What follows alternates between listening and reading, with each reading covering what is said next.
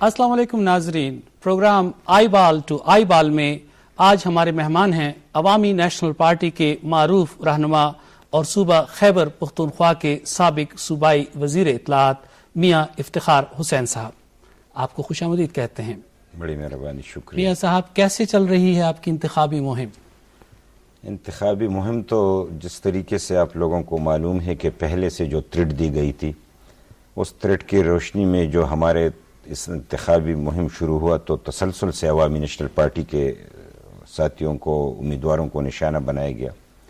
میں جو تھریٹ مجھے ہے اس حوالے سے الیکشن کمپین میں جانا ابھی تک میں اپنے حلقے میں گیا نہیں ہوں، حالانکہ میں وہ بندہ ہوں کہ جہاں کہیں بھی خودکش دھماکہ ہوا تو اسی میں اسی وقت حاضر ہوا، لیکن چونکہ پارٹی حکم ہے اور پھر انفارمیشن بھی ہے، تھریٹ کی لیول بھی ہے، ساتھ میں یہ کہ جب میں جاؤں تو بے گناہ اور معصوم لوگ بھی وہ بھی شہید ہوں گے، تو پارٹی کے میرے حلقے کے ساتھیوں نے مجھے ایک مشورہ دیا ہے اور انہوں نے کہا کہ آپ کا آنا کسی صورت جائز نہیں ہے۔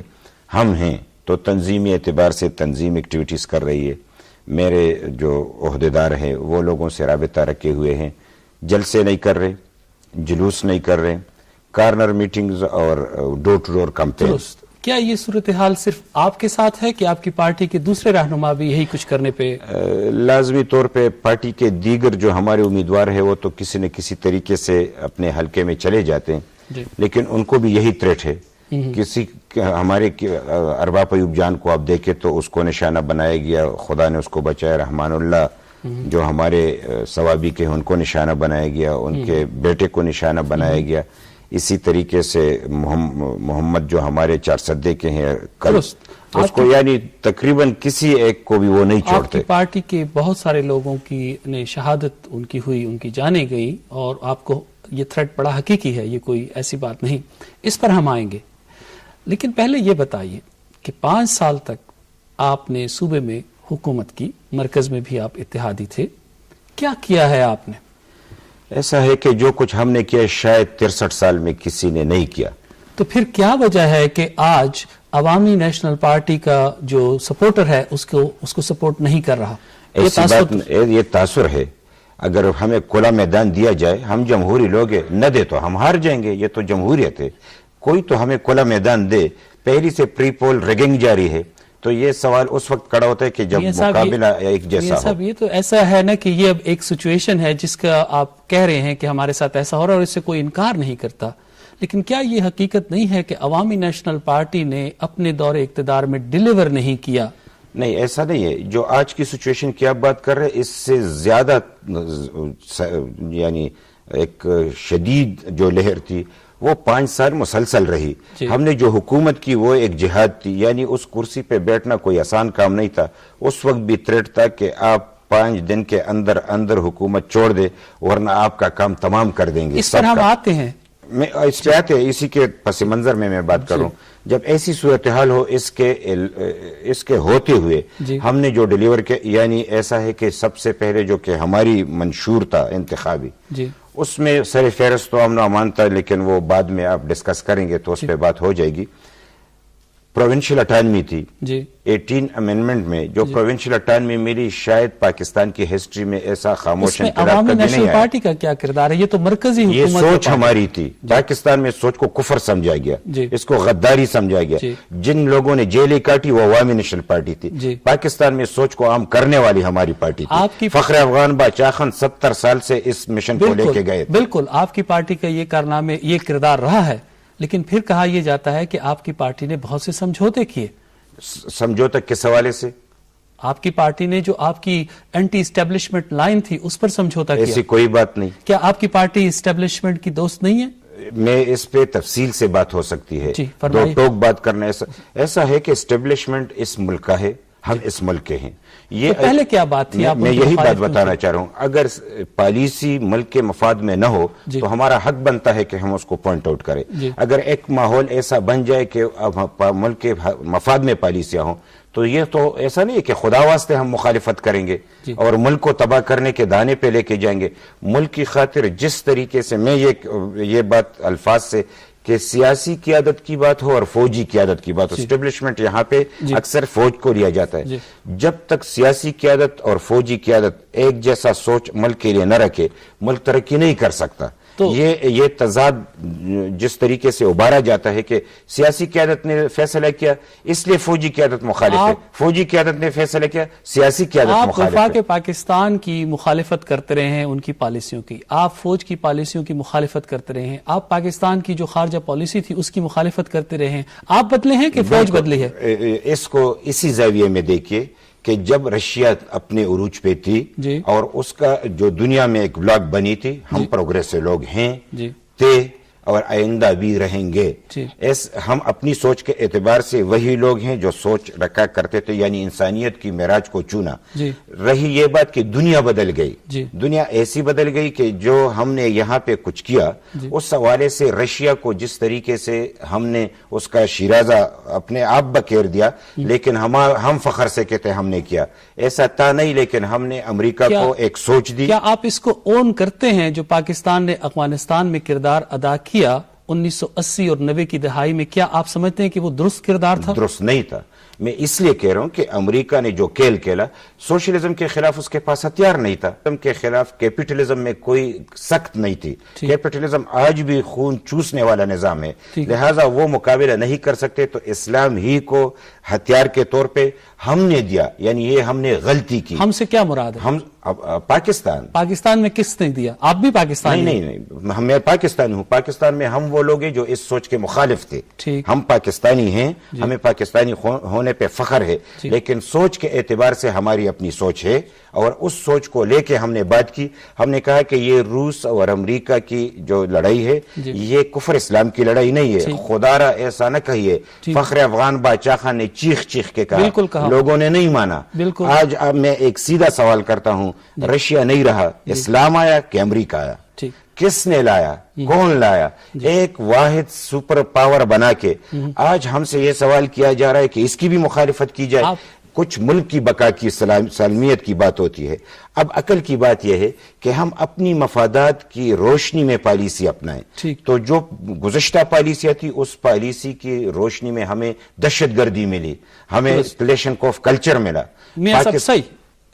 آپ فرما رہے ہیں کہ امریکہ یہاں آیا اور ہم نے امریکہ کی لڑائی لڑی, پھر کیا وجہ ہے کہ عوامی نیشنل پارٹی کی ساری لیڈرشپ اٹھ کے گئی اور واشنگٹن میں جا کر آپ نے اسی امریکہ سے بات کی, اور آپ پر الزام بھی یہ ہے کہ آپ امریکہ کے حمایتی ہیں؟ نہیں, ایسا نہیں ہے. امریکہ جو تورا بورا آیا, یعنی امریکہ ایک دفعہ آیا اور ہمارے یہاں پہ لوگوں نے مل کے مہاجر کو مجاہد بنایا, مجاہد سے طالب بنایا. جب رشیا واپس چلی گئی سوویت یونین, تو امریکہ کا وہ مقصد پورا ہوا. امریکہ بوریا بستر گول کر کے چلے گئے, ہمیں ان لوگوں کے حوالے کر گئے جو کہ وہ یونیورسٹیاں بند کر دے, خواتین کو گھر میں بند کر دے, یعنی ایک جانور جیسی سوسائٹی کے بیچ میں ہمیں. اس کا ذمہ دار امریکہ ہے اور امریکہ کے ساتھ دینے والے اس وقت کے لوگ ہیں. آپ کی پارٹی کا اب امریکہ کے بارے میں کیا موقف ہے؟ میں یہی کہنا چاہ رہا ہوں, امریکہ اس وقت جب وہاں پہ 9/11 ہوا تو 9/11 کے بعد دنیا پلٹ گئی. اس نے پالیسی تبدیل کی. جن دہشت گردوں کو انہوں نے پالا, جن دہشت گردوں کے ذریعے انہوں نے ہمارا خون بہایا, انہی کے خلاف انہوں نے پھر اپنی پالیسی اپنائی. یعنی این اپنی جگہ پہ کڑی رہی اور امریکہ بدل گئی. سیدھی بات ہے. یہ جاتا ہے کہ آپ کو بہت بڑی فنڈنگ ہوئی ہے امریکہ سے, آپ کو پیسے ملے ہیں, آپ اس الزام کو تسلیم خدا نہ کرے. ہم تو اپنے سخت پہ چلنے والے لوگ ہیں. انگریزوں کے مقابلے میں ہم نے یہاں پہ آزادی کی جنگ لڑی. اس وقت کون ہمارا ساتھ دے رہا تھا؟ الزام آپ پہ کیوں ہے کہ آپ امریکہ کے حمایتی ہیں, اس لیے آپ پر حملے؟ الزام لگانے والے تو نہیں تکتے. ریکارڈ دیکھا جائے, عمل دیکھا جائے, ہم آج کے لوگ نہیں ہیں. دھواں تو تبھی اٹھتا ہے جب آگ جلتی ہے. بالکل اسی وقت اٹھتا ہے جب آگی جلتی ہے. کچھ تو ہے جس کی پردہ داری ہے. کسی چیز کی پردہ داری نہیں ہے. آپ کیٹیگریکلی کہتے ہیں کہ آپ کیپٹلزم کو صحیح نہیں سمجھتے. بالکل. آپ کیٹیگریکلی کہتے ہیں کہ امریکہ کی خارجہ پالیسی سے آپ کا اتفاق نہیں ہے. اس وقت کی بات میں کر رہا ہوں. آج کی بات جو ہے میں یہ کہنا چاہ رہا ہوں کہ آج اگر وہ دہشت گردوں کے خاتمے کی بات کر رہے, درست کر رہا ہے. دہشت گردوں کو تقویت دینے والی بات جو تھی وہ غلط تھی. آپ کے مخالفین یہ فرماتے ہیں کہ امریکہ پختونوں کا قتل عام کر رہا ہے ڈرون حملوں کے ذریعے, اور افغانستان میں آج آپ پختونوں کے قتل عام کی حمایت کرتے ہیں. سوال ہی پیدا نہیں ہوتا. ہم تو ڈرون حملوں کے خلاف ہیں, اور جو یعنی یہ ہماری خود مختاری میں مداخلت ہے. امریکہ نہیں کوئی بھی ہو اور ہماری سالمیت اور خود مختاری کے خلاف ہو ہم اس کی مخالفت کرتے ہیں. کیسے؟ میں کیا یہ کریں گے آپ؟ ڈرون اٹیک کے حوالے سے تو حکومت کرے گی. میں انفارمیشن منسٹر ہوتے ہوئے ترجمان کی حیثیت سے 1000 بار اس کی مخالفت کر چکا ہوں. چونکہ ہمارے سیٹل بیلٹ میں نہیں ہوا, ٹرائبل بیلٹ میں ہوا. ٹرائبل میں پشتون رہتے ہیں؟ نہیں, پشتون کے نہیں, انسان کی بات کرو. میں پشتون پہ تو ہم جان زیادہ خوبصورت بات ہے. بالکل ایسا ہے کہ پاکستانی ہیں لیکن انتظامی طور پہ وہ مرکز کے ساتھ ہے. مرکز کے پالیسی کے حوالے سے وہاں پہ بات چلتی ہے. اس کے باوجود ہم نے ڈٹ کر اس کی مخالفت کی, لیکن اس کے ساتھ ایک نزاکت ہے. ایسا نہیں ہے کہ فضائی حدود کی مخالفت ہو تو یہ حرام ہے.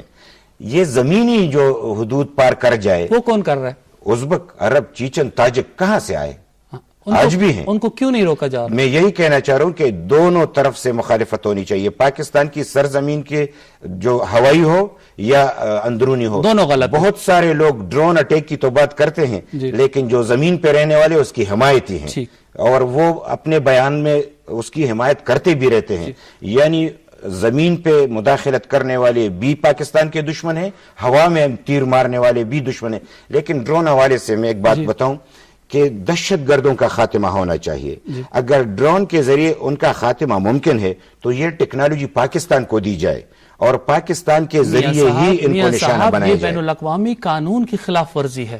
ڈرون اٹیکس انٹرنیشنل لا کی خلاف ورزی ہے. دہشت گردوں کا خاتمہ کسی قانون کی خلاف ورزی نہیں ہے. اگر ریکگنائز دہشت گرد ہو, اعلان شدہ دہشت گرد ہو, وہ خود ہی اٹیک کر رہے ہوں, وہ خود ہی لشکر بنا کے پاکستان کے اندر ہی حملے کر رہے ہوں, تو پاکستان سے باہر دشمن سے نمٹا جاتا ہے تو اپنے ملک کے اندر دشمن سے نہیں نمٹا جائے گا. آپ کے ایک حریف ہیں عمران خان صاحب, بڑا امکان ہے کہ وہ کے پی کے میں بہت اچھی پرفارمنس دیں گے. کل انہوں نے لاکھوں لوگوں کی جلسے میں کہا پوری قوم کے سامنے کہ وہ ڈرون اٹیک جب حملہ کرے گا تو وہ ڈرون مار گرائیں گے, اس کا حکم دیں گے. کیا کمنٹس ہیں؟ کس طریقے سے؟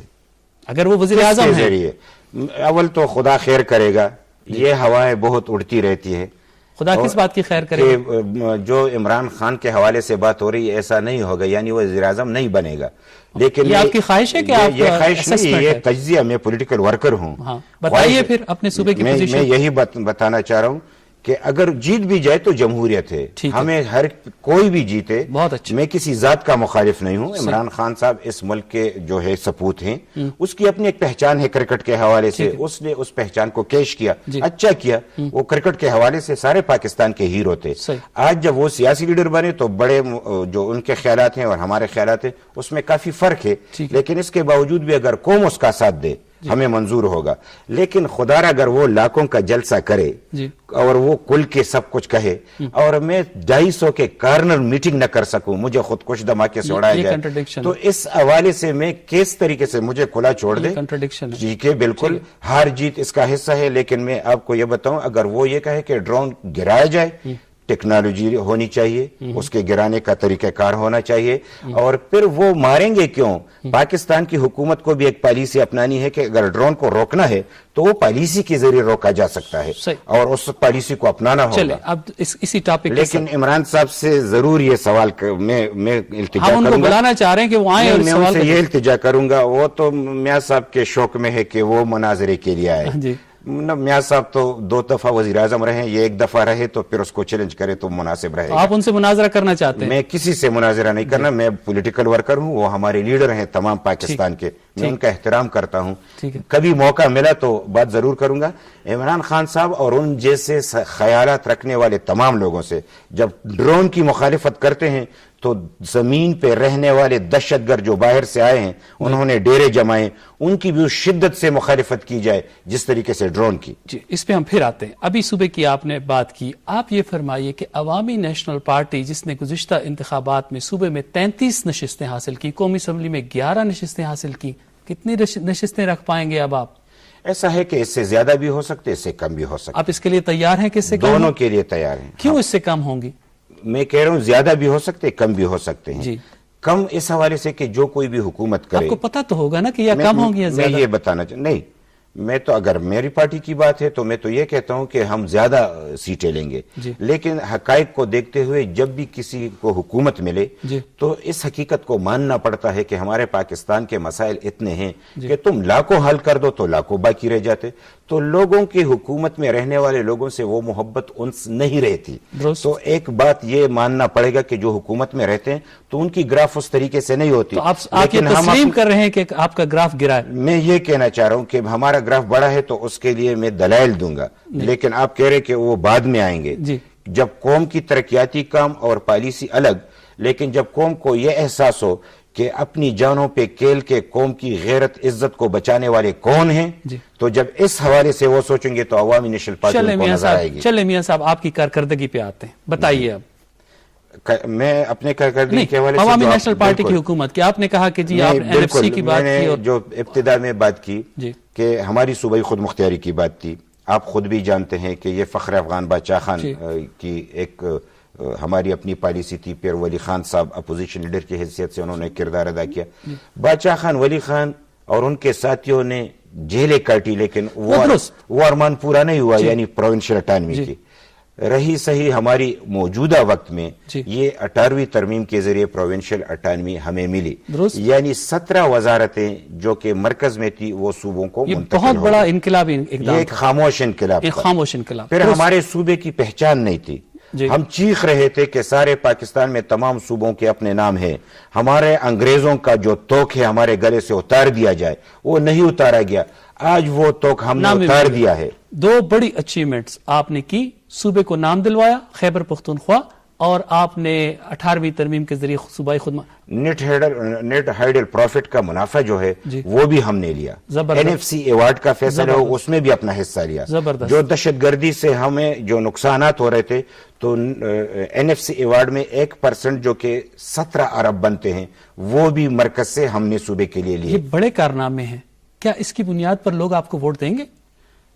یہ تو لوگوں کی سوچ پہ ڈیپینڈ کرتا ہے. کیا آپ لوگوں تک یہ بات کمیونیکیٹ کر پائے ہیں؟ کمیونیکیٹ کرنے میں مسئلہ ضرور تھا. ناکام ہوئے؟ ناکام نہیں ہوئے. دہشت گردی کی لہر اتنی شدید تھی کہ ہر روز دھماکہ ہونا اور اس حوالے سے لوگوں کی ذہن اس طرف جانا. یہ بات آپ کر چکے، یہ پوائنٹ کلیئر ہو گیا کہ دہشت گرد آپ محدود تھے. میں ترقیاتی کاموں کے حوالے سے کہ میں ہر روز بریفنگ دیتا رہا.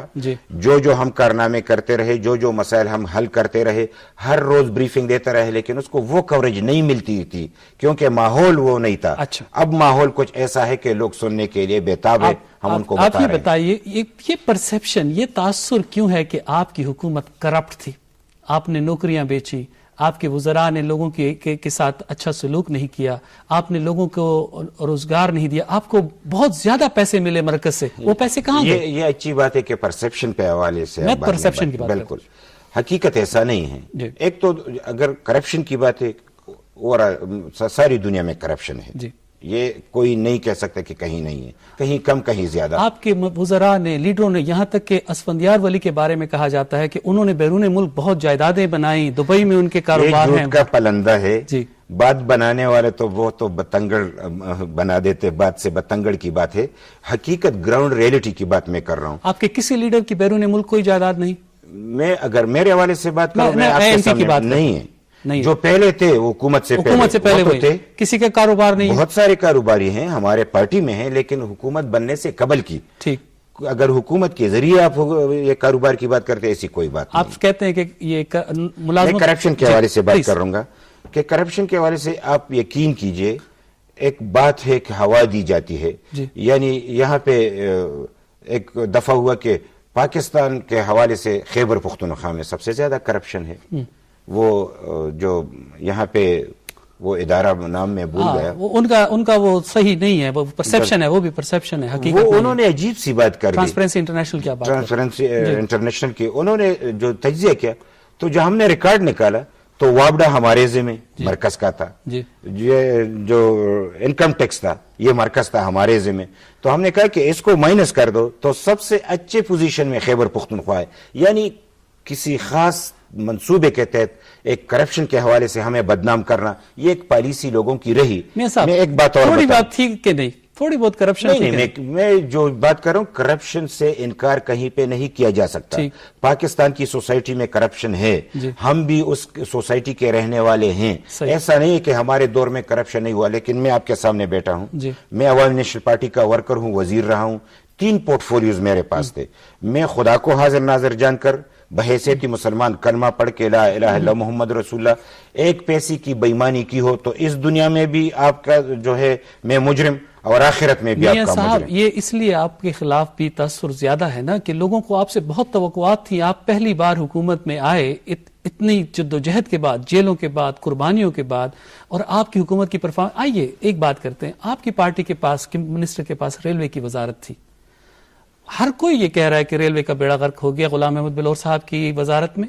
کیا آپ سمجھتے ہیں کہ اس کی ذمہ داری آپ کے وزیر کی؟ بالکل ہماری ذمہ داری ہے. ہم یہ تسلیم کرتے ہیں کہ اس دور میں ریلوے جو ہے وہ نقصان کر رہا تھا اور اس کو خسارہ ہوا ہے. یہ حاجی بلور صاحب کئی بار کہہ چکے کہ مجھے مناظرے کے لیے بلایا کہ کیسے ہوا، کیوں کر ہوا، اور اس کو جو فنڈنگ حکومت سے کرنی تھی وہ نہیں ملی. یعنی جس ادارے کو جتنا پیسہ ملنا ہوتا ہے اور اس طریقے سے چلانا ہوتا ہے وہ رک جائے تو اس کی ترقی رک جاتی ہے، اور پھر ایک دفعہ جب وہ خسارے میں پڑ جاتا ہے تو اس کو پورا کرنا مشکل ہوتا ہے. لیکن میں اس ڈیفنس میں اس لیے نہیں جاؤں گا کہ وزارت کے جو ریلوے کے حوالے سے بالکل ریلوے جو ہے اس طریقے سے نہیں چلی. آپ نے بے شمار اے این پی کے ورکر وہاں بھرتی نہیں کیے؟ اگر آپ کی حکومت میں ہوں نا، میرا ایک بندہ بھرتی نہیں ہوا تو کون کہے کہ میں تو نہیں کہہ سکتا کہ بھرتی ہوئے. کیا آپ کے لوگوں نے ریلوے کی زمینوں پر قبضے نہیں کیے؟ اگر آپ کو معلوم ہے مجھے بتا دیں. یہ جو سوال آپ اس کی تردید کر رہے ہیں. تردید کر رہا ہوں. ٹھیک ہے.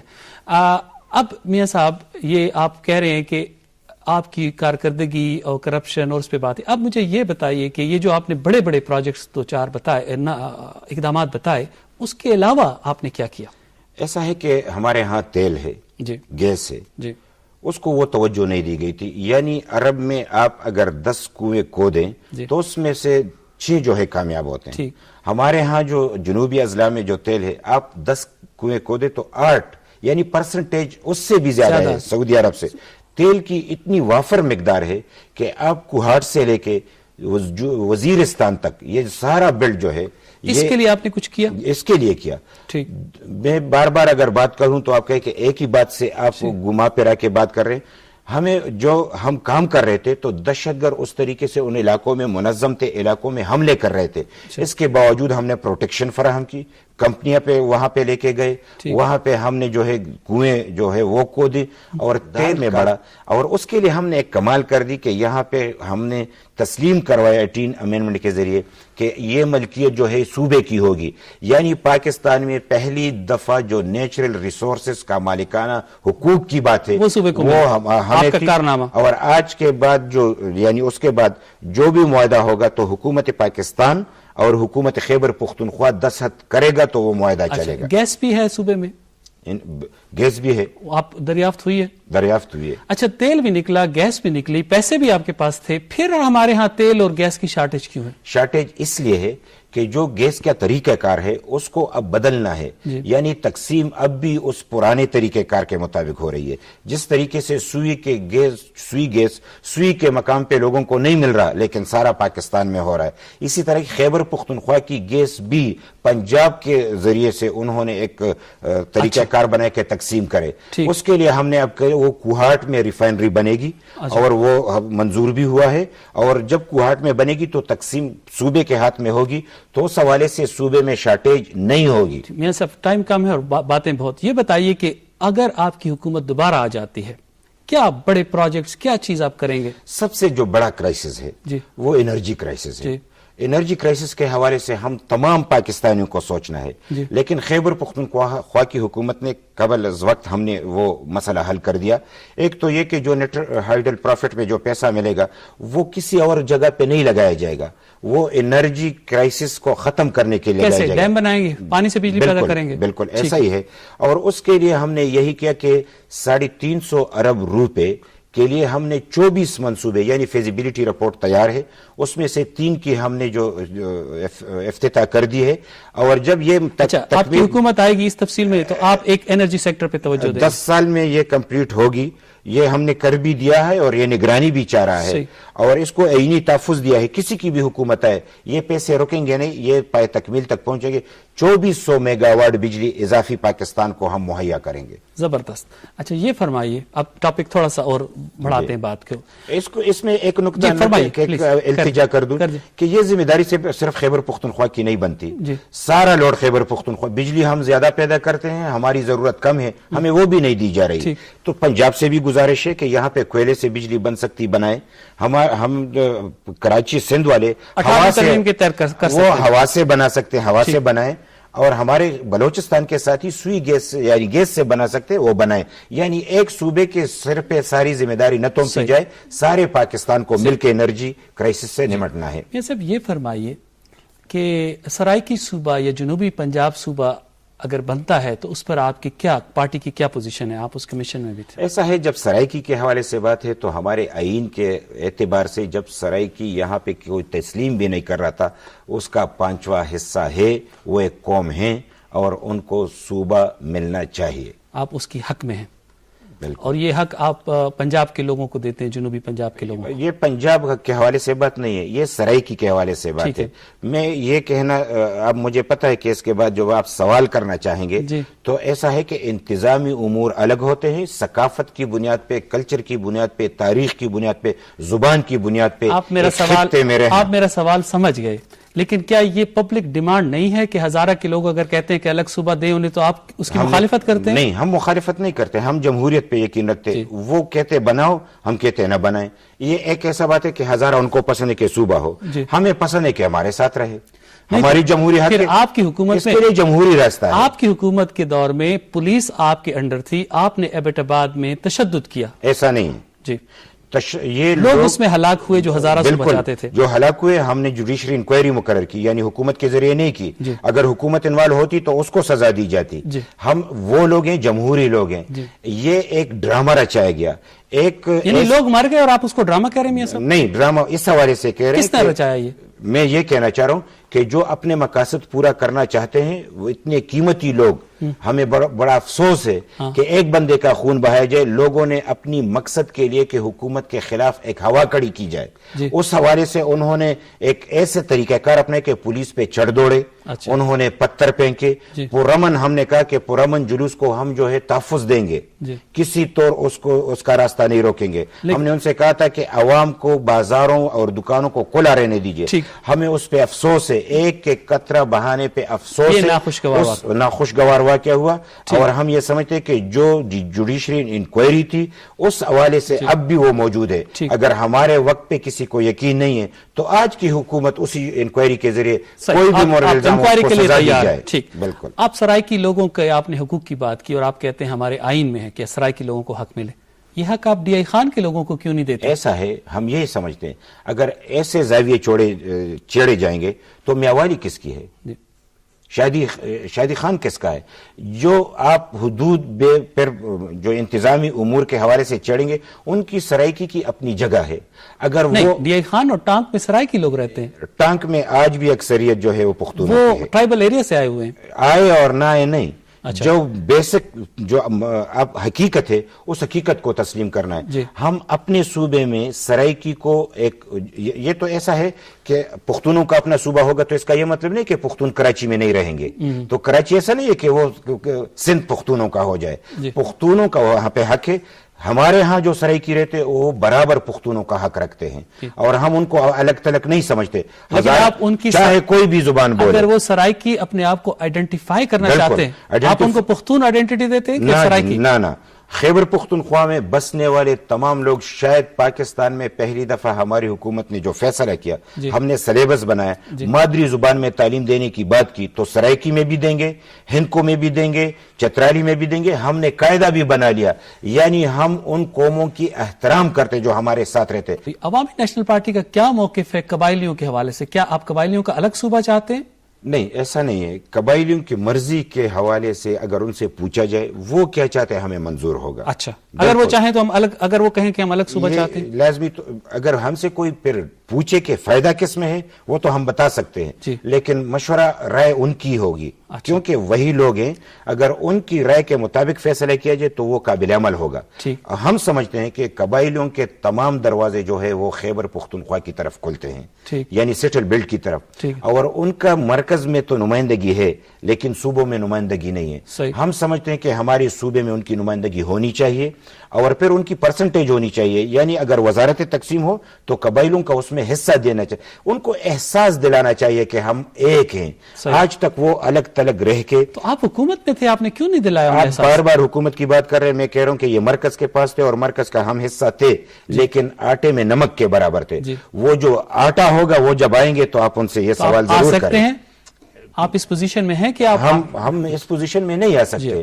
ہم جو رائے رکھتے ہیں تو اس رائے کو اگر سنا جائے تو یہ ملک کے بقا کا مسئلہ ہے اور اس میں خیر ہے. یعنی ٹرائبل بیلٹ کو زون بنایا گیا, یہ ایک بفر زون ہے. کیوں؟ اگر یہ ٹرائبل بیلٹ افغانستان میں مومند ہے وہ ٹرائبل نہیں ہے, افریدی ہیں وہ ٹرائبل نہیں ہے, وزیر ہے وہ ٹرائبل نہیں. پاکستان میں ان کو ٹرائبل کیوں بنائے گئے؟ اس لیے کہ جب سرد جنگ کی بات تھی تو افغانستان کو بفر زون بنایا گیا, پھر یہ ایکسٹرا بفر زون تھا. آج وہ ایکسٹرا بفر زون وہی صورت اختیار کر گیا کہ خون وہاں بہایا جا رہا ہے, دہشت گردی وہاں پہ ہو رہی ہے. لہٰذا ٹرائبل بیلٹ کو پاکستان کے برابر حقوق دیے جائے, برابر حیثیت دی جائے تو ان کا اعتماد بحال ہوگا, تو ان کی مرضی سے جو فیصلہ ہوگا وہ جائز ہوگا. اسی بات سے اب پھر پہلے والی بات ہم جوڑتے ہیں. یہ بتائیے میاں صاحب کہ عوامی نیشنل پارٹی نے ایسا کیا کام کیا ہے کہ آپ پر حملے ہو رہے ہیں؟ آپ کی پالیسی میں ایسی کیا بات ہے؟ سیدھی سی بات ہے, جب ہم اقتدار میں آئے تو یہاں پہ ملیٹنسی عروج پہ تھی لیکن وہ دکھائی نہیں دے رہی تھی, اس لیے کہ MMA کے گورنمنٹ نے ملکن ڈویژن میں فوج کو بلایا اس کے زمانے. یعنی انہوں نے محسوس کیا کہ خطرہ تھا, چونکہ انہوں نے ان سے نمٹنا نہیں چاہا تو ان کی خاموشی کی وجہ سے وہ پنپتے رہے اور مضبوط ہوتے رہے.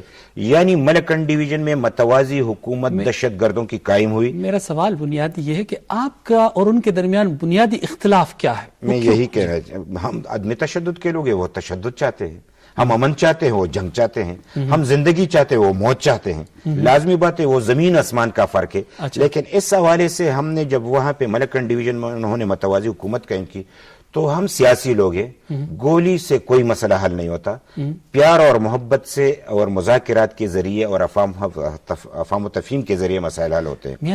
ہم نے ترجیح دی کہ مذاکرات ہونے چاہیے. مذاکرات کے حوالے سے آپ کو بتاؤں کہ امریکہ اس کی مخالف تھی اور ہمارے مقتدر قوتیں بھی اس کی مخالف تھی. ہم نے دونوں کو اعتماد میں لینے کے لیے ان سے رابطہ کیا, ان کو اعتماد میں لیا اور تب مذاکرات ہم نے کیے. میاں صاحب آپ پیار اور افہام و تفہیم کی بات کر رہے ہیں, آپ یہ کہتے ہیں کہ جو دہشت گرد ہیں ان سے پیار و محبت سے بات کی جائے؟ اس حوالے سے آپ کہیں کہ مجھے اپنے دھرتی سے پیار ہے, اس پہ خون بہانا بند ہونا چاہیے. مجھے اپنے عوام سے پیار ہے, ان پہ دہشت گردی بند ہونی چاہیے. اس کے لیے عوام کو کیسے محفوظ بناؤں, ملک کو کیسے محفوظ بناؤں, بات ان لوگوں سے کرنی پڑتی ہے جو تشدد کرتے ہیں, جو یہاں پہ خون بہاتے ہیں. یہ ہے کہ مذاکرات کے ذریعے جو ہم نے وہاں پہ کامیابی حاصل کی, دنیا میں واحد یہ مذاکرات تھے جو کامیاب رہے. یعنی دہشت گردوں سے لوگ محبت کرتے تھے لیکن جب ہم نے تمام مطالبات مانے, انہوں نے انکار کیا تو لوگوں نے ان سے نفرت کرنا شروع کیا. یہ ٹرننگ پوائنٹ تھا. اس کے بعد کارروائی کرنی پڑی. جب وہ انہوں نے انکار کیا تو کارروائی جو ہوتی ہے ہم نے اون کی. ہم عوامی نیشنل پارٹی واحد سیاسی پارٹی ہے کہ جنہوں نے کارروائی کو اون کیا, اس کی قیمت ادا کی. آج تک ہم نے 750 بندوں کی شہادتیں دی. آج بھی ہمیں الیکشن کے لیے نہیں چھوڑا جا رہا, ہمیں نشانہ بنایا جا رہا ہے. لیکن اس کے باوجود بھی میں اس پہ خاتمہ کروں گا کہ وقت کی کمی کے باعث کہ لوگ دہشت گردوں سے نفرت کرتے ہیں, دہشت گردی کے خلاف لڑنے والے لوگوں سے محبت کرتے ہیں. عوامی نیشنل پارٹی اس میں صرف فہرست ہے.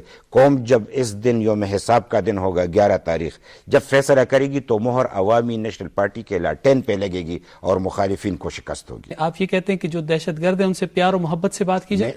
اس حوالے سے آپ کہیں کہ مجھے اپنے دھرتی سے پیار ہے, اس پہ خون بہانا بند ہونا چاہیے. مجھے اپنے عوام سے پیار ہے, ان پہ دہشت گردی بند ہونی چاہیے. اس کے لیے عوام کو کیسے محفوظ بناؤں, ملک کو کیسے محفوظ بناؤں, بات ان لوگوں سے کرنی پڑتی ہے جو تشدد کرتے ہیں, جو یہاں پہ خون بہاتے ہیں. ان سے بات اس لیے کرنی چاہیے کہ اگر بات کے ذریعے دہشت گردی ختم ہو تو اس سے بڑھ کے اچھا کام اور کیا ہو سکتا ہے. یہ بات ایک باپ کہہ رہا ہے یا ایک سیاستدان؟ آپ کا بیٹا شہید ہوا ہے, آپ کو وہ اس انتقام نہیں ہے, آپ سمجھتے کہ آپ کو لینا چاہیے؟ مجھے 1% بھی انتقام نہیں ہے. میں نے اپنے دھرتی کے لیے اپنے بیٹے کو نچاور کیا. اس سے قبل بھی جو بیٹے شہید ہوئے وہ میرے بیٹے تھے, اس کے بعد بھی جو شہید ہوئے وہ میرے بیٹے تھے. میرا بیٹا قوم کا بیٹا تھا, لہٰذا ذاتی اناد کی بنیاد پہ نہیں, قوم کی حوالے سے میں بات کر رہا ہوں. کہ خدا را سچے دل سے یہ بات کر رہے ہیں؟ ایمانداری سے بات یہ کر رہا سیاسی بیان نہیں ہے؟ خدا نہ کرے کہ میں آپ ووٹروں کو متاثر نہیں کر خدا نہ رہے؟ کرے کہ میں اپنے بیٹے کی خون پہ سیاست کروں. میں وہ باپ ہوں کہ جب مجھے میرے بیٹے کو شہید کیا گیا، کس طریقے سے شہید کیا گیا، یعنی اس نے ایم اے کیا، وہ 17 گریڈ میں آفیسر بنا، پھر وہ اس نے زمین فروخت کی شادی کی تیاری کر رہا تھا، نماز کے لیے گئے، مسجد سے باہر آیا تو اس کو دہشت گردوں نے گھیرا، 4 گولیاں اس کے سر میں پیوست کی، 4 گولیاں اس کے سینے میں پیوست کی. صاحب میں آپ کو اس تفصیل میں پھر نہیں لے جانا چاہتا، یہ آپ کی بہت بڑی میں قربانی ہے. صرف میں اس کو اس سے جوڑنا چاہتا ہوں کہ جو آپ نے کہا کہ آپ جو ہے اپنے دل سے کہہ رہے کہ نہیں سیاستدان کے باپ، میں پاکستانی کی حیثیت سے کہہ رہا ہوں، میں ایک انسان کی حیثیت سے کہہ رہا ہوں. میں اس لیے کہہ رہا ہوں کہ جب یہ واقعہ ہوا تو پھر دہشت گردوں نے میرے گھر پہ دوسرا اٹیک کیا، 19 سالہ 2 جوان شہید ہوئے. انہوں نے خط بھیجا کہ تم پرائے لوگوں کی شہادت پہ بڑھ چڑھ کر بول رہے تھے، آج پتہ چلے گا کہ تم اپنے بیٹے کی شہادت پہ کیسے بولتے ہو. میں نے کہا کہ اے خدا میرے آنکھوں میں آنسو خوش کر دے، مجھے اپنی قوم کی خاطر ہمت دے. اور میں نے اتنی ہمت سے کام لیا کہ وہ آج بھی آپ انٹرنیٹ ڈھونڈ کے دیکھے تو یہ فکر آپ کو ملے گا کہ یہ تو میرا ایک ہی بیٹا تھا، 10 بیٹے ہوتے تو میں اس قوم پہ نچاور کر دیتا. آپ کا بہت شکریہ اور آپ کے حوصلے کو قوم سلام کرے گی. ناظرین، آپ نے آئی بال ٹو آئی بال میں میاں افتخار حسین صاحب کی گفتگو سنی، امید ہے آپ کو پسند آئی ہوگی. آپ کا بہت شکریہ پروگرام میں تشریف لانے. بڑی مہربانی.